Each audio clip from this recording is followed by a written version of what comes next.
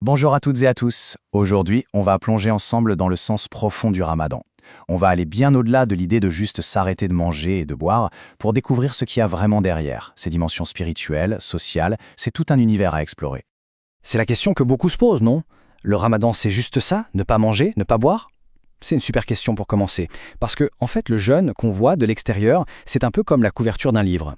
Ça cache une histoire beaucoup plus riche à l'intérieur. Alors, qu'est-ce qu'il y a vraiment derrière cet acte? Alors voilà, on va droit au but. Le Coran nous donne la clé, la raison de tout ça. Le but ultime du jeûne, c'est d'atteindre ce qu'on appelle la piété, at-taqwa. Ce n'est donc pas juste une épreuve pour dire qu'on l'a faite, non, c'est un chemin, un moyen pour atteindre un état spirituel bien plus élevé.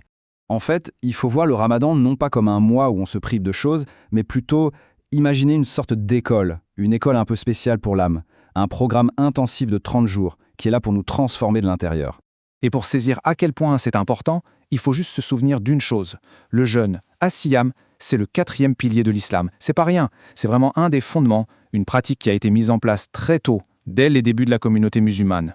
Ok, maintenant qu'on a posé les bases, on va passer de l'aspect global, ce que tout le monde fait, à quelque chose de beaucoup plus personnel, de plus intime.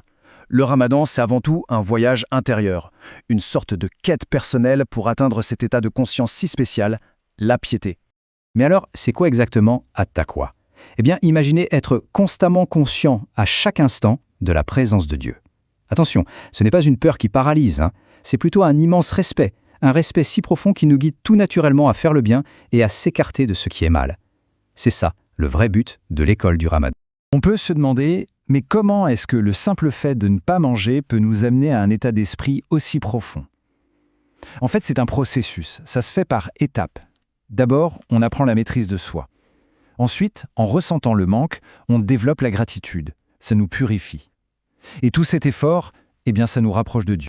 Et là, il y a une parole, un hadith qudsi qui est absolument magnifique. Dieu y dit que tous les actes de l'homme sont pour lui, sauf le jeûne. Le jeûne, lui, il m'appartient et c'est moi qui en donne la récompense. Ça nous montre à quel point le jeûne est unique. Les autres adorations, on peut les voir. Mais le jeûne, c'est une affaire de cœur, un secret entre une personne et son créateur. C'est ça, le point clé. Personne, absolument personne ne peut savoir avec certitude si on jeûne ou pas. C'est un dialogue silencieux, intime, entre la personne et Dieu. C'est une lutte personnelle contre ses propres envies, et c'est pour ça que sa récompense est si particulière, si immense. La première grande leçon qu'on apprend dans cette école du Ramadan, c'est la patience, as-sabr. C'est simple, chaque heure où l'on endure la faim, la soif, on renforce notre capacité à supporter les autres difficultés de la vie. Ce n'est pas une coïncidence si on l'appelle le mois de la patience. Deuxième leçon essentielle, la gratitude. Ash-shukr. C'est faux comme on oublie la valeur des choses simples, n'est-ce pas? Un verre d'eau, un morceau de pain. On ne s'en rend vraiment compte que quand on en est privé. Le jeûne, c'est comme un réveil. Ça nous secoue pour nous faire apprécier tous ces bienfaits qu'on considère comme normaux. Et puis, il y a la troisième leçon, l'humilité. At-tawadu'. Vous savez cette sensation de fatigue, de faiblesse physique qu'on peut ressentir en fin de journée? Eh bien, c'est un rappel très puissant qu'on n'est pas invincible. Ça nous rappelle notre dépendance totale envers Dieu, pour notre force, pour notre nourriture, pour tout. Alors, on a beaucoup parlé du voyage intérieur, de la transformation personnelle. Mais ce qui est incroyable, c'est que ça ne reste pas juste à l'intérieur de nous. Non, ça rayonne, ça se propage, et ça a un impact énorme sur toute la communauté. Le principe est en fait très simple mais tellement puissant. Quand on ressent soi-même la faim, même pour quelques heures, on commence à comprendre, mais vraiment comprendre, ce que vivent les personnes démunies toute l'année. Et cette empathie, elle ne reste pas juste une pensée. Elle se transforme en action. On devient plus généreux, on a envie d'aider, ce qui culmine avec la zakat al-fitr.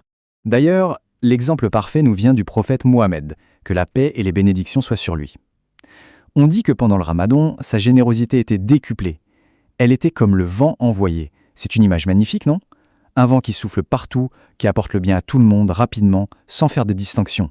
Le Ramadan, c'est aussi un moment qui soude les gens. C'est un ciment social incroyable. Pensez-y, les repas de rupture du jeûne, les iftars qu'on partage en famille avec les amis, les mosquées pleines pour les prières de nuit, les tarawih, et puis ce sentiment puissant de faire partie d'une immense communauté mondiale, la Oumma.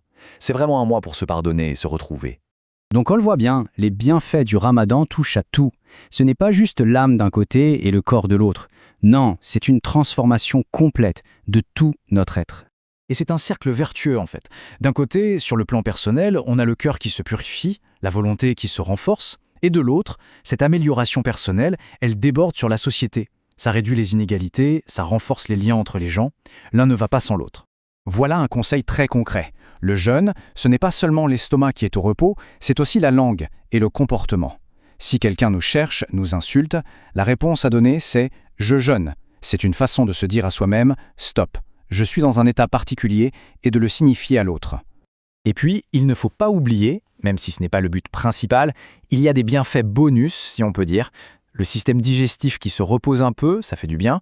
On apprend une certaine discipline alimentaire. Beaucoup de gens ressentent aussi une plus grande clarté mentale. Et bien sûr, il y a ce sentiment d'accomplissement personnel. Mais attention, le véritable test, la vraie mesure du succès d'un ramadan, ce n'est pas pendant, c'est après. L'idée de cette école, ce n'est pas de passer un examen, d'avoir son diplôme et puis de tout oublier. Non, le but, c'est d'acquérir des outils, des réflexes, des habitudes qui vont nous servir toute l'année. Il y a cette parole prophétique qui nous met vraiment dans l'ambiance. Elle nous dit que quand le ramadan arrive, les portes du paradis sont grandes ouvertes et celles de l'enfer sont fermées. Ça nous dépeint une période de grâce, une opportunité incroyable où tout l'environnement spirituel nous pousse à nous améliorer. Donc si on devait résumer, on pourrait dire qu'un ramadan réussi, ça se joue sur 3 niveaux. D'abord, le niveau personnel, une vraie transformation intérieure. Ensuite, le niveau social, on renforce les liens, on est plus solidaire. Et enfin, le niveau universel, ce sentiment incroyable de faire partie d'une seule et même communauté. Et on va terminer avec une question. Une question pour que chacun puisse y réfléchir. Après tout ce qu'on vient de voir, notre regard sur le ramadan a peut-être un peu changé. La question n'est plus juste « pourquoi est-ce que je jeûne ?», mais elle devient « comment est-ce que je peux vivre mon prochain ramadan pour qu'il me transforme vraiment ?» C'est un excellent point de départ pour préparer son propre parcours.